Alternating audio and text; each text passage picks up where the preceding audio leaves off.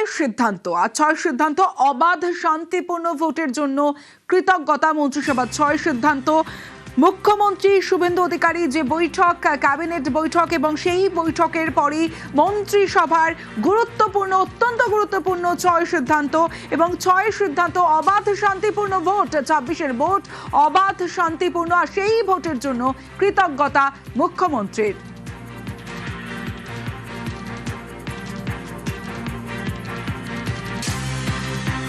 বিজেপির নিহত 321 জনের পরিবারের দায়িত্ব। 6 সিদ্ধান্ত এবং মন্ত্রিসভার 6 সিদ্ধান্ত। সীমান্তে কাঁটাতার দিতে জমি অতিক্রমণ শুরু। নিহত 321 জন বিজেপি কর্মীর পরিবারের দায়িত্ব মন্ত্রিসভার 6 সিদ্ধান্তে। আমার সঙ্গে সোমরাজ রয়েছে। সোমরাজ,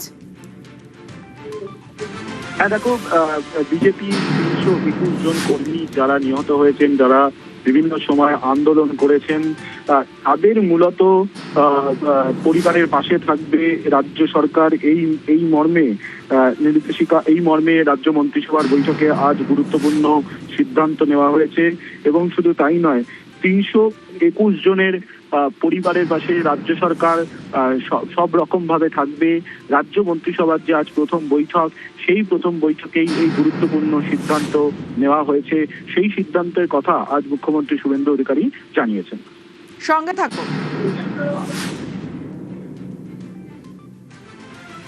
যাদের আত্মবলিদানের মধ্য দিয়ে বিজেপি সরকার প্রতিষ্ঠা হয়েছে, সেই ভারতীয় জনতা পার্টির অকালে ঝরে যাওয়া 321 জন, তাদেরকে শ্রদ্ধার সঙ্গে স্মরণ করেছি। তাদের পরিবারের প্রতি এই সরকার দায়বদ্ধ। তারা যেমন হত্যার বিচারও আশা করেন, তা আমরা দেব। সাথে সাথে এই পরিবারগুলির সামাজিক এবং অন্যান্য কল্যাণকর সমস্ত দায় দায়িত্ব আমরা এই সরকার কাঁধে তুলে নিলাম। মন্ত্রিসভার 6 সিদ্ধান্ত গুরুত্বপূর্ণ একটি। সীমান্তে কাঁটাতার দিতে বিএসএফ কে জমি এবং 45 দিন। কি জানিয়েছেন জানাবে আমার সঙ্গে সোমরাজ রয়েছে। সোমরাজ, দেখো, অনুপ্রবেশ ইস্যুতেও বড় বার্তা মুখ্যমন্ত্রী শুভেন্দু অধিকারীর, এবং একটা বিষয় স্পষ্ট করে দেওয়া হয়েছে, 45 দিনের মধ্যে সীমান্তবর্তী অঞ্চলগুলিতে যেখানে কাঁটাতারের বেড়া নেই, সেখানে জমি বিএসএফ কে দিতে হবে। 45 দিনের ডেডলাইন মুখ্যমন্ত্রী শুভেন্দু অধিকারী আজ দিয়েছেন রাজ্যের ভূমি ও ভূমি রাজস্ব দপ্তরকে। রাজ্য মন্ত্রিসভার বৈঠকেও সিদ্ধান্ত নিয়ে নেওয়া হয়েছে যে যেখানে যেখানে সীমান্তে কাঁটাতারের বেড়া নেই, সেখানে অবিলম্বে তা করা হবে। এবং তুমি জানো যে বিএসএফ এর যে পরিধি বাড়ানোর সিদ্ধান্ত কেন্দ্রীয় স্বরাষ্ট্র মন্ত্রক নিয়েছিল, 15 কিলোমিটার থেকে বাড়িয়ে 50 কিলোমিটার করা হয়। এবং বিরোধী দলনেতা থাকাকালীন শুভেন্দু অধিকারী একাধিকবার অভিযোগ তুলেছিলেন যে বিএসএফ এর এই পরিধি বাড়াতে দেওয়া হচ্ছে না তৎকালীন সরকারের তরফে। এবং আজ রাজ্য মন্ত্রিসভার বৈঠকে এই সিদ্ধান্ত নেওয়া হয়েছে, বিএসএফ এর জন্য যা যা প্রয়োজন তা করবে রাজ্য সরকার। এবং এই মর্মেও মুখ্যমন্ত্রী শুভেন্দু অধিকারী জানিয়েছেন, বিএসএফ এর যত জমির প্রয়োজন হবে সবটাই দেবে রাজ্য সরকার। রাজ্যের ভূমি ও ভূমি রাজস্ব দপ্তরকে তার জন্য 45 দিনের টার্গেট দিয়ে দেওয়া হয়েছে। সঙ্গে থাকো। আমাদের দেশের সুরক্ষার প্রশ্ন, পশ্চিমবঙ্গের সুরক্ষার প্রশ্ন, এবং যেভাবে জনবিন্যাস বদলে গেছে, আজকে আমরা প্রথম দিনই কেন্দ্রীয় স্বরাষ্ট্র দপ্তর তথা বিএসএফ এর সীমান্ত সুরক্ষিত করার জন্য জমি ট্রান্সফার প্রক্রিয়া আমরা আজকে অনুমোদন দিলাম। এবং আজ থেকেই ল্যান্ড ট্রান্সফার প্রক্রিয়া শুরু হবে। ভূমি ও রাজস্ব সচিব তাকে এবং মুখ্য সচিবকে দায়িত্ব দেওয়া হলো 45 দিনের মধ্যে বিএসএফ এর প্রয়োজনীয় জমি হস্তান্তর সম্পূর্ণ করতে হবে। মন্ত্রিসভার 6 সিদ্ধান্তে অত্যন্ত গুরুত্বপূর্ণ একটি সিদ্ধান্ত, কারণ 26-এর ভোটের আগে কেন্দ্রীয় নেতৃত্ব যতবার এখানে ভোট প্রচারে এসেছিলেন, তারা সরব হয়েছিলেন যে কেন্দ্রের যে প্রকল্প, সেই প্রকল্প থেকে বঞ্চিত বাংলা। এবার মন্ত্রিসভার বৈঠকে কেন্দ্রের আয়ুষ্মান ভারত রাজ্যে চালু। জানাবে সোমরাজ রয়েছে আমার সঙ্গে। দেখো, আয়ুষ্মান ভারত কার্যকর করা হচ্ছে। আজ রাজ্য মন্ত্রিসভার বৈঠকে এই সিদ্ধান্ত নেওয়া হয়েছে। তুমি জানো, গত 4 মে প্রধানমন্ত্রী নরেন্দ্র মোদী তিনি ঘোষণা করেছিলেন রাজ্যের প্রথম মন্ত্রিসভার বৈঠকে আয়ুষ্মান ভারত কার্যকর করা হবে। এবং সেই মোতাবেক মুখ্যমন্ত্রী শুভেন্দু অধিকারী আজ স্পষ্টভাবে জানিয়েছেন যে আয়ুষ্মান ভারত এ রাজ্যে কার্যকর হচ্ছে এবং তার জন্য প্রয়োজনীয় মৌ স্বাস্থ্য দপ্তর স্বাক্ষর করবে কেন্দ্রের সঙ্গে। শুধু তাই নয়, অন্যান্য যে কেন্দ্রীয় প্রকল্পগুলি রয়েছে, বিশেষ করে উজালা যোজনা, বিশ্বকর্মা যোজনা, পিএমশ্রীর মতো গুরুত্বপূর্ণ যে কেন্দ্রীয় প্রকল্পগুলি, এই কেন্দ্রীয় প্রকল্পগুলিও কার্যকর করা হবে।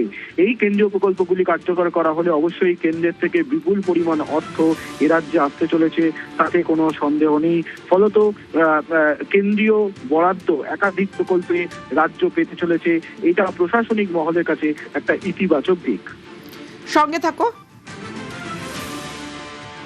প্রধানমন্ত্রী জন আরোগ্য যোজনা, প্রধানমন্ত্রী ফসল বীমা যোজনা, ক্রপ ইন্স্যুরেন্স, প্রধানমন্ত্রী স্কুলস ফর রাইজিং ইন্ডিয়া, পিএমশ্রী, প্রধানমন্ত্রী বিশ্বকর্মা, বেটি বাঁচাও বেটি পড়াও, প্রধানমন্ত্রী উজালা যোজনা 3.0 এবং অন্যান্য কেন্দ্রীয় স্কিম বা সেন্ট্রাল গভর্নমেন্ট স্পন্সর্ড স্কিম আমরা যুক্ত হওয়ার সিদ্ধান্ত নিলাম। বিশ্বকর্মা যোজনায় আমাদের যারা বিশ্বকর্মা আছেন, হাতের কাজ করেন, কামার কুমোর থেকে কুম্ভকার, স্বর্ণকার থেকে মালাকার থেকে তাঁতি থেকে নাপিত থেকে সবাই যারা 8,65,000 আবেদন করে রেখেছিলেন, আমরা দ্রুত ওই 8,65,000 পিটিশনকে পাঠানোর ব্যবস্থা নিলাম। গ্রাহক বিতরণ কেন্দ্রে পড়ে থাকা সমস্ত পিটিশন অতি দ্রুততার সঙ্গে জেলা শাসকদের সংশ্লিষ্ট কেন্দ্রীয় পেট্রোলিয়াম ডিপার্টমেন্টে পাঠিয়ে দেওয়ার নির্দেশ দিলাম। এর ফলে উজালা যোজনা 3 তাতে পশ্চিমবঙ্গের আরও কয়েক লক্ষ মা বোন দিদি যুক্ত হওয়ার সুযোগ পেলেন। মাননীয় প্রধানমন্ত্রী নরেন্দ্র মোদীজি তিনি বলেছিলেন প্রথম ক্যাবিনেট মিটিংয়ে আমরা আয়ুষ্মান ভারতে যুক্ত হব। আমরা আয়ুষ্মান ভারতে যুক্ত হলাম। সংশ্লিষ্ট দপ্তর কেন্দ্রীয় স্বাস্থ্য দপ্তরের সঙ্গে প্রয়োজনীয় যে এগ্রিমেন্ট সেটা স্বাস্থ্য সচিব, মুখ্যমন্ত্রীর দপ্তরের উপদেষ্টা এবং মুখ্য সচিব মিলিতভাবে অতি দ্রুত সম্পন্ন করবেন। মন্ত্রিসভার 6 সিদ্ধান্তের যে পঞ্চম সিদ্ধান্ত WBCS অফিসারদের কেন্দ্রের প্রশিক্ষণ, কেন এই সিদ্ধান্ত জানাবে সোমরাজ? দেখো, দীর্ঘদিন ধরেই একটা অভিযোগ ছিল যে এ রাজ্যে যারা আইএস বা আইপিএস হিসাবে কাজ করতে আসেন, বা ওয়েস্ট বেঙ্গল পুলিশ সার্ভিসের বা ওয়েস্ট বেঙ্গল সিভিল সার্ভিসের যারা রয়েছেন, তাদেরকে কেন্দ্রের প্রশিক্ষণে পাঠানো হয় না। এবারে সেই অভিযোগের বদল হতে চলেছে, কারণ আজ রাজ্য মন্ত্রিসভার বৈঠকে সিদ্ধান্ত নেওয়া হয়েছে এই রাজ্যের ক্যাডারে যারা আইএস আছেন বা আইপিএস রয়েছেন, বা ওয়েস্ট বেঙ্গল সিভিল সার্ভিসের যারা রয়েছেন, ওয়েস্ট বেঙ্গল পুলিশ সার্ভিসের যারা রয়েছেন, তারা কেন্দ্রের প্রশিক্ষণে যেতে পারবেন। শুধু তাই নয়, তারা প্রয়োজনে দিল্লিও যেতে পারবেন। অর্থাৎ কেন্দ্র রাজ্য সমন্বয়ে কাজ করবে এবং সেক্ষেত্রে রাজ্যের আইএস আইপিএস অফিসারদেরও দিল্লিতে ডেপুটেশনে যেতেও যে কোনো সমস্যা হবে না, সেই বিষয়ে এদিন স্পষ্টভাবে জানিয়ে দিয়েছেন মুখ্যমন্ত্রী শুভেন্দু অধিকারী। সঙ্গে থাকো। এতদিন পর্যন্ত পশ্চিমবঙ্গের national cadre is IPS, Paschimbanga cadre WBCS WBPS, এদের কোনো কেন্দ্রীয় সরকারের ট্রেনিংয়ে কেউ যুক্ত হতেন না। আমরা আজকে এই বিষয়ে চিফ সেক্রেটারিকে অন্য রাজ্যের যে নিয়ম আছে সেই নিয়ম ফলো করার জন্য আমরা তাকে এম্পাওয়ার করলাম, দায়িত্ব দিলাম। আশ্চর্য হয়ে গেছি যে এখানে বিএনএস কার্যকর করা হয়নি, অর্থাৎ অত্যন্ত অবৈধভাবে সংবিধানকে বৃদ্ধাঙ্গুষ্ঠ দেখিয়ে আগে সিআরপিসি আইপিসি চলছিল, আজ থেকে বিএনএস এ যুক্ত হলো পশ্চিমবঙ্গ সংবিধান মেনে। আগের সিআরপিসি আইপিসি এই আইন আর থাকলো না। ভারতীয় ন্যায় সংহিতাতে আমাদের আজ থেকে কাজ শুরু হলো। এরও ছাড়পত্র ক্যাবিনেটের প্রথম দিলেন। মন্ত্রিসভার 6 সিদ্ধান্তে অত্যন্ত গুরুত্বপূর্ণ, সরকারি চাকরিতে বয়সের ঊর্ধ্বসীমা বাড়লো 5 বছর। আমার সঙ্গে সোমরাজ রয়েছে। সোমরাজ, অর্থাৎ নতুন চাকরি প্রার্থী যারা রয়েছে, সরকারি চাকরি প্রার্থী, তাদের জন্য এই যে সিদ্ধান্ত, কেন এই সিদ্ধান্ত? দেখো, অবশ্যই এই সিদ্ধান্তের কারণ একটা বিপুল কর্মসংস্থানের সুযোগ তৈরি হবে। যাদের বয়স পেরিয়ে গেছে তাদের কাছে একটা কর্মসংস্থানের সুযোগ তৈরি হচ্ছে। তার কারণ কেন্দ্রীয় স্বরাষ্ট্রমন্ত্রী অমিত শাহ যখন এ রাজ্যে নির্বাচনী প্রচার করেছিলেন, সেই সময় অভিযোগ করেছিলেন 2015 সালের পর থেকে এ রাজ্যে নিয়োগ হয়নি। তাকে সামনে রেখেই রাজ্য মন্ত্রিসভায় সিদ্ধান্ত নিয়েছে, যেখানে সরকারি চাকরি হোক বা বিভিন্ন যে সংস্থাগুলি রয়েছে রাজ্যের অধীনে, সেই সংস্থাগুলির অধীনে থেকে চাকরির জন্য আবেদনের বয়সসীমা আরো 5 বছর বাড়ানো হয়েছে। অর্থাৎ সরকারি চাকরির ক্ষেত্রে আরো 5 বছর আবেদনের বয়সসীমা বাড়ানো হলো। অবশ্যই এর ক্ষেত্রে যেমন একটা নতুন কর্মসংস্থানের সুযোগ আরো তৈরি হবে, পাশাপাশি আমরা দেখেছি যখনই public service commission, food service commission বা প্রাথমিক শিক্ষা পর্ষদে আন্দোলন করেছেন চাকরি প্রার্থীরা, তখনই বয়সের সময় সে ঊর্ধ্বসীমা বাড়ানোর দাবি নিয়ে বারবারও তারা দাবি রেখেছেন। মূলত সেক্ষেত্রে অবশ্যই চাকরি প্রার্থীদের কাছে এটা একটা অনেক স্বস্তির জায়গা, বিশেষ করে যাদের বয়স 40 পেরিয়ে গেছিল তাদের কাছে অবশ্যই এটা একটা স্বস্তির জায়গা। বেশ, মাননীয় স্বরাষ্ট্র ও সমবায় মন্ত্রী অমিত শাহজি নির্বাচন প্রচারে রায়দিঘি থেকে বলেছিলেন যে 2015 সালের পরে পশ্চিমবঙ্গে কোনো রিক্রুটমেন্ট হয়নি, তাই প্রচুর শিক্ষিত যুবক যুবতীর বয়স চলে গেছে। 5 বছর এক্সটেনশন মানে আবেদনের বয়সের ঊর্ধ্বসীমা ক্যাবিনেট মঞ্জুর করলো, এটাও আজকে আমরা করলাম।